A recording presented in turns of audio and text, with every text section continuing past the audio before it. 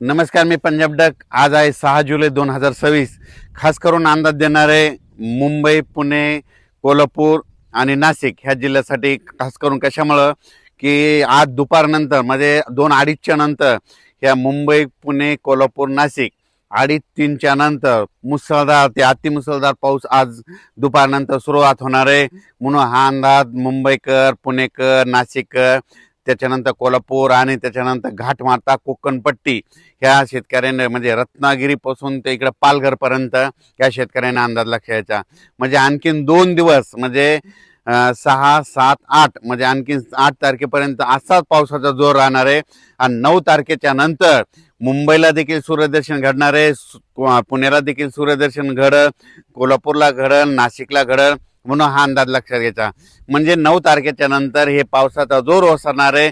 म्हणून हे अंदाज सर्व शेतकऱ्यांनी आणि जनतेने हा अंदाज लक्षात द्यायचा. त्याच्यानंतर राज्यातली परिस्थिती बघता राज्यामध्ये काही भागामध्ये आज बरेच भाग सुटलेला आहे. तर त्या शेतकऱ्यांसाठी आनंदाची बातमी. आज म्हणजे पुण्याकडे पाऊस जोरात सुरुवात झाल्याच्या नंतर बारामती एरिया 2, तसेच बीड जिल्हा, त्याच्यानंतर सोलापूरचा इकडं उत्तर सोलापूर, त्याच्यानंतर ह्या भागामध्ये आज बऱ्याच भागामध्ये पाऊस सुरू होणार आहे. सांगलीकडे देखील जोरदार पाऊस सुरू होणार आहे. म्हणून हा अंदाज लक्षायचा. फक्त सोलापूर जिल्ह्याचा म्हणजे दक्षिण भाग थोडा राहील, आजच्या थोडा कमी राहील, पण त्याच्यात देखील दक्षिण सोलापूरला उद्याच्याला पाऊस पडेल आणि त्यांच्या देखील पेरण्या होतील, ही अंदाज लक्षायचा. त्याच्यानंतर लातूर जिल्हा, बीड जिल्हा, परभणी जिल्हा, जालना जिल्हा, अहिल्यानगर आज दुपारनंतर 2:30च्या नंतर इकडे देखील बऱ्याच भागामध्ये पाऊस सुरू होणार आहे. म्हणून हा अंदाज लक्षायचा. आणखीन 2 दिवस म्हणजे मराठवाड्यात देखील पाऊस असणार आहे. म्हणून मराठवाड्यातल्या शेतकऱ्यांनी हा अंदाज लक्षात घ्यायचा. म्हणजे मराठवाड्यामध्ये सांगायचं झालं तर लातूर जिल्हा, धाराशिव जिल्हा, बीड जिल्हा, परभणी जिल्हा, जालना जिल्हा, संभाजीनगर, हिंगोली जिल्हा, नांदेड जिल्हा, मराठवाड्यात देखील आज दुपारच्या नंतर चांगला जोराचा पाऊस सुरुवात होईल. आणि 2 दिवस म्हणजे आज 6, 7 आणि 8 म्हणजे आणखीन 3 म्हणजे आजचा 1, उद्या 3 दिवस. 8 तारखेच्या नंतर मराठवाड्यातले देखील पावसाचा जोर उसरणार आहे. 9 तारखेला मराठवाड्यात चांगलं सूर्यदर्शन घडणार आहे. म्हणून हा अंदाज मराठवाड्यातल्या शेतकऱ्यांना लक्षात. ज्यांची कोणाची पेरणी राहिली असेल, जर जमिनीत ओल असेल तर तुम्ही तुमच्या पेरणीचा निर्णय घेऊ शकता. त्याच्यानंतर सांगायचं झालं तर विदर्भाकडे पूर्व विदर्भाकडे आजच म्हणजे वर्धा, नागपूर, भंडारा, गोंदिया, चंद्रपूर, यवतमाळ तिकडे आज देखील पाऊस सुरू आहे. आणि त्याच्यानंतर आणखीन 2 दिवस 6 आणि 7 आणखीन 2 दिवस तिकडे विदर्भात पाऊस पडणार आहे. पूर्व विदर्भ आणि पश्चिम विदर्भ म्हणजे अमरावती, बुलढाणा, अकोला, वाशिम, हिंगोली या परिसरामध्ये आणखीन 2 दिवस म्हणजे 6, 7 पर्यंत 8 पर्यंत पाऊस राहणार आहे. 8 तारखेला चांगलं दुपारनंतर सूर्यदर्शन घडणार आहे. म्हणून विदर्भातल्या शेतकऱ्यांनी हा अंदाज लक्षात घ्यायचा. विदर्भातल्या शेतकऱ्याची कोणाची पेरणी असं तर तुम्ही काय करायचं, 8 तारखेला तुमच्याकडे सूर्यदर्शन घडलं आणि त्यानंतर वापसा झाल्याच्या नंतर तुम्ही तुमच्या पेरणीचा निर्णय घेऊ शकता. त्याच्यानंतर सांगायचं उत्तर महाराष्ट्र, नंदुरबार जिल्हा, धुळे जिल्हा काही भाग आणखीन सुटलेला आहे. पण नंदुरबार, धुळे, जळगाव आणि नाशिकचा काही भाग म्हणजे पट्टा, त्याच्यानंतर इकडे श्रीरामपूर, अहिल्यानगरचा काही भाग वंचित आहे. तर त्या भागामध्ये आज दुपारच्या नंतर 2:30च्या नंतर तिकडे देखील पावसाला सुरुवात होईल आणि त्या भागात पाऊस पडेल आणि त्यांच्या देखील पेरण्या लागू होतील. म्हणून हे अंदाज लक्षात घ्यायचा. म्हणजे आणखीन उत्तर महाराष्ट्राकडं म्हणजे 6, 8 तारखेपर्यंत उत्तर महाराष्ट्राकडे पाऊस असणार आहे. नाशिक जिल्हा, नंदुरबार जिल्हा, धुळे जिल्हा, जळगाव जिल्हा, मुंबईपर्यंत. आणि 9 तारखेला मुंबईला देखील सूर्यदर्शन घडणार आहे. म्हणून हा अंदाज सर्व शेतकऱ्यांना लक्षात घ्यायचा.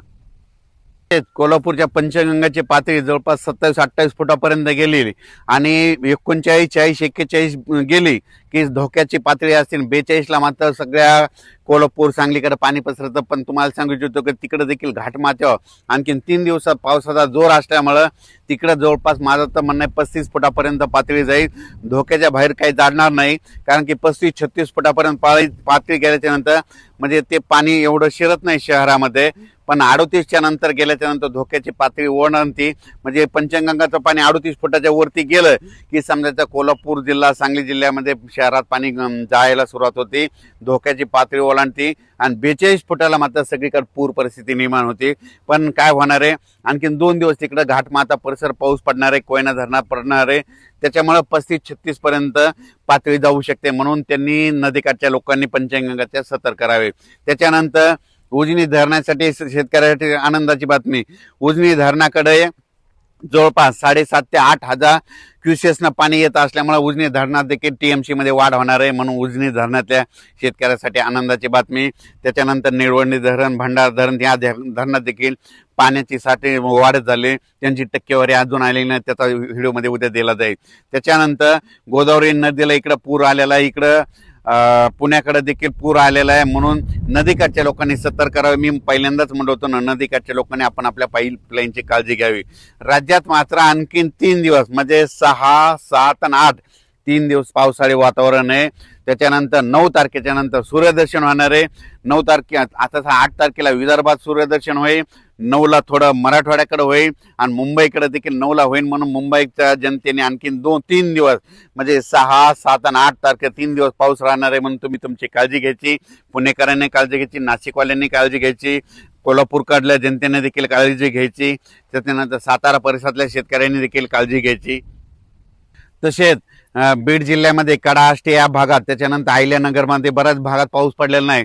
आज दुपारनंतर बीड जिल्ह्यात देखील पाऊस येणार आहे. कडाष्टी, त्याच्यानंतर कर्जत, जामखेड, तिकडे बारामती त्या परिसरात येणार आहे, इकडे राऊरकडे येणार आहे, सिंगणापूरकडे येणार आहे, पैठणकडे येणार आहे, श्रीरामपूर येणार आहे, त्याच्यानंतर वैजापूर, गंगापूर ह्या परिसरात देखील आज बऱ्याच भागावर पाऊस सुरू होणार आहे, म्हणून त्यांच्यासाठी आनंदाची बातमी, बीड जिल्ह्यासाठी आनंदाची बातमी, म्हणून हे अंदाज लक्षाचा. हे आता 8 तारखेपर्यंत पाऊस राहणार आहे. त्याच्यानंतर वातावरण पुन्हा लगेच 14च्या नंतर पुन्हा एकदा राज्यात वातावरण बदलणार आहे. 4-5 दिवस तुम्हाला थोडी विश्रांती देईल पाऊस, पण 14 जुलैच्या नंतर परत एकदा पावसाचं वातावरण तयार होईल, म्हणून हे अंदाज लक्षाचा. त्याचा व्हिडिओ नंतर दिला जाईल. तसेच नाशिकच्या शेतकऱ्याच्या, नदीकाठच्या शेतकऱ्या, बऱ्याच शेतकऱ्याच्या शेतामध्ये पाणी गेलेलं आहे. त्यांनी स्वतः काय करावं, त्यांच्या तहसीलदारकडे जाऊन त्यांनी त्यांचे पंचनामे करून घेण्याची तयारी ठेवायची, कारण की त्यांचं त्या पुरामुळे अतोनात नुकसान झाले, कोणाच्या पाईपलाईन वाहून गेलेलं आहे. त्यांना त्यांचं आपलं जे ग्रामसेवक तलाठी असतील त्यांना जाऊन त्यांचा पंचनामा करणं सगळ्यात महत्त्वाचं गरजेचं आहे. धन्यवाद.